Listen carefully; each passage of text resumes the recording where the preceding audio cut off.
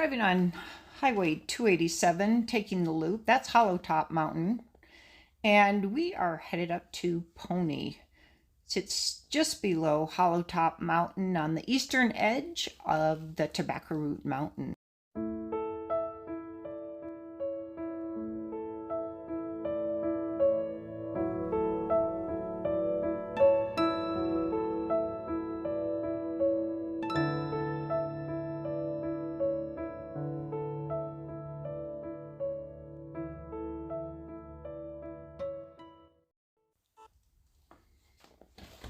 So Pony was started in 1866. A gentleman of small stature named Mr. Smith, I can't pronounce his first name, is the one who first found gold up in the area, and they called him Pony. So the name stuck, and the town was then called Pony because of him. Then several other people found gold, and by about 1875 it was really picking up and actually became quite a hot spot for gold mining. And in about 1900s, well, actually, I think it was earlier than that, around 1875. Yeah, the Union Pacific Railroad extended its tracks up to the town so that they could ship out the ore. And so that's how it got established. And then by, the turn of the century, 1900s, it was really quite a thriving town. There was a population of 1,000 people, which is a lot because this town is way off up into the mountains, and it's really pretty rugged up there, and in the winter time it's tough getting up there. This of course is in hyperspeed. I'll let you enjoy the ride a little bit here as we get closer to the town of Pony.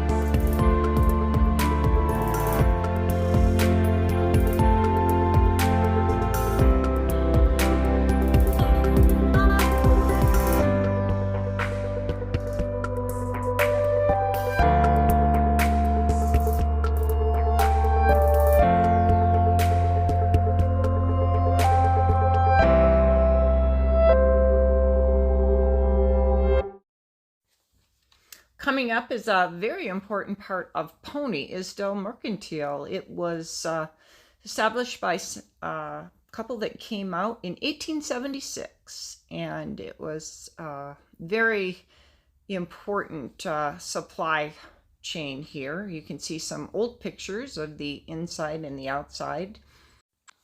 But they carried everything in the store. In fact, we had some of their inventory we sold through an estate sale long time ago. And yeah, it was a great store. They actually ended up providing merchandise for Virginia City too, because Virginia City was just a gold booming town too. But anyway, they also were the people who built the oldest Victorian house, which I'll show you later. It's a beautiful home. It was built in 1876, believe it or not. But you can see right now there's not a whole lot going on. Now this is an old stamp mill, and the building still exists, parts of it. It's kind of interesting how the sides survived. I just love the look of that. And now we're just heading, we already went through the town. Now we're heading out of town. There isn't really a whole lot there. This is the main street, and that's all we did. If you were to go up there, there are a few other streets you can check out. So the road narrows, and then you end up going through an easement through private property. And if you kept going, there's a place where you can get on up into Forest Service property.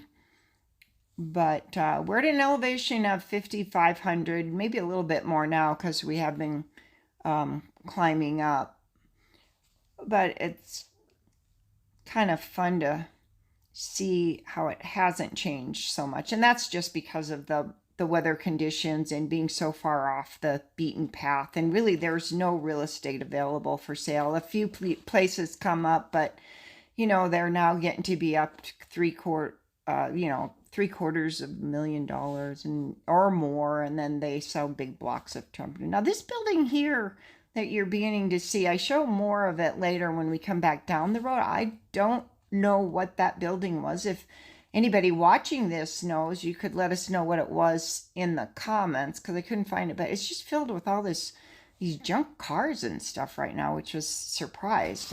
But it's kind of weird that they're all just there. And then this is just somebody's trailer that probably conked out and they just left it there. And other than that, there's really not much more up this way. So we turn around here in just a bit and let you see what it's like. So yeah, this is a public access to private land. So you can't get off the road here and do anything, but eventually, and I'm not sure how far up you have to go to get to BLM, or I don't know, there's public lands up there. So we're just turning around here, making a swoop through the town.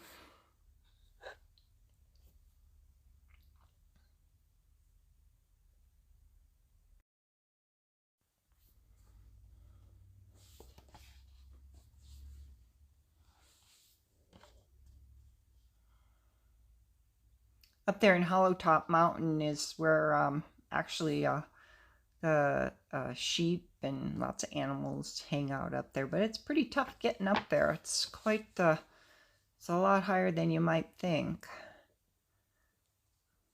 So here we're driving by this place again with all the junky cars. I don't know if anybody lives there or what the deal is, because I'm quite frankly, I haven't been up here, but at one time one of the bank buildings was for sale back in the 70s, when I struggled just to get enough money to pay my $100 rent. But I could have bought a building for $5,000 up in Pony back in the late 70s. So that motivated me to get some businesses going and work really hard so I could save up some money and buy some cool places.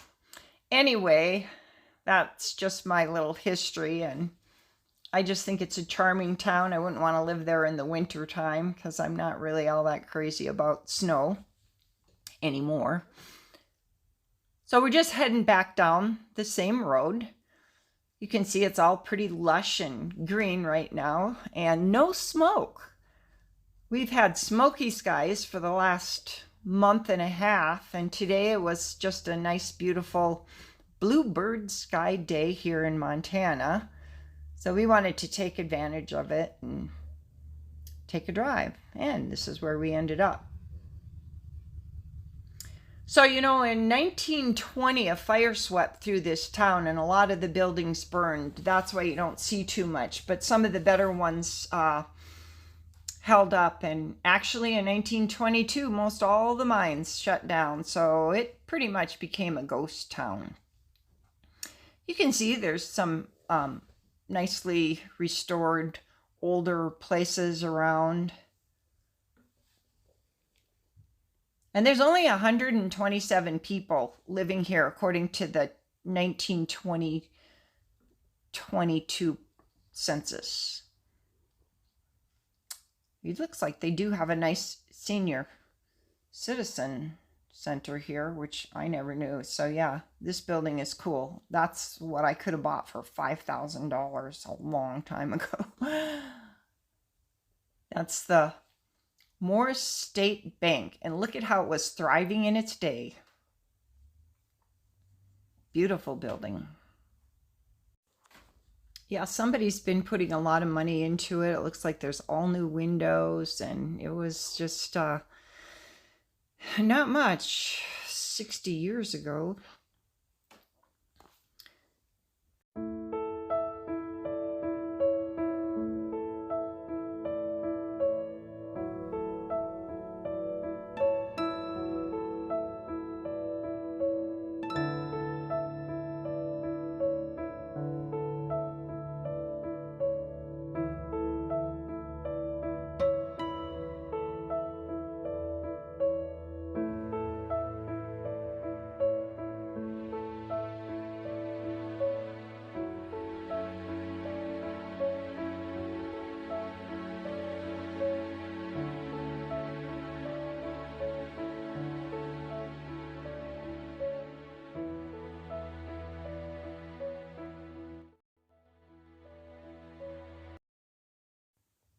Coming up is the Pony Bar. I guess it's pretty popular.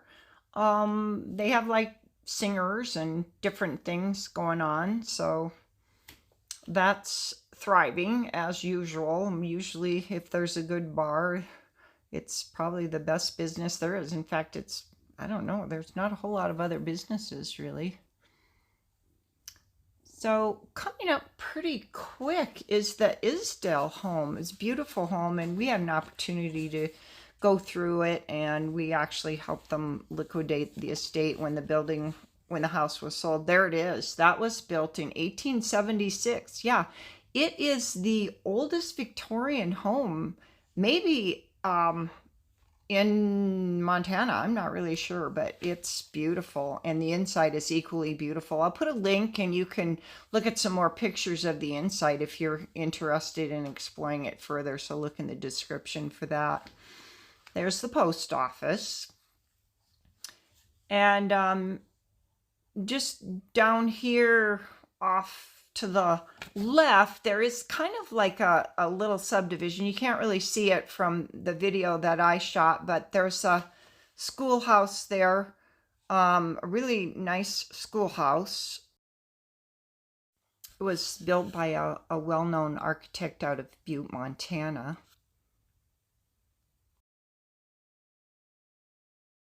Well, as we head out of town and get to the last but not least great thing about going through this area, I want to insert some old vintage pictures that I got off of the Historical Society or Library of Congress. Kind of gives you an idea of what that was like back in the gold rush, and that's Isdell Mercantile. Now we're just heading on down the road, and keep watching for our next surprise.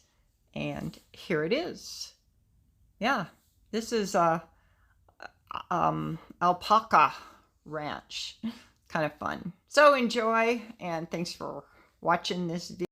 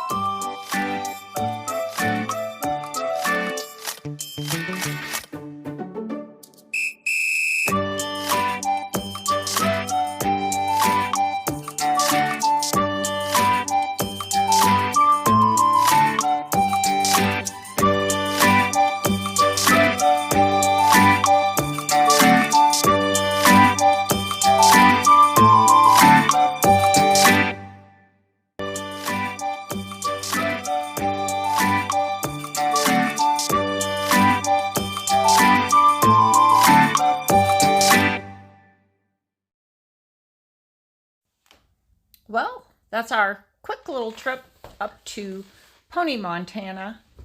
And thanks for watching Travels with Lucky.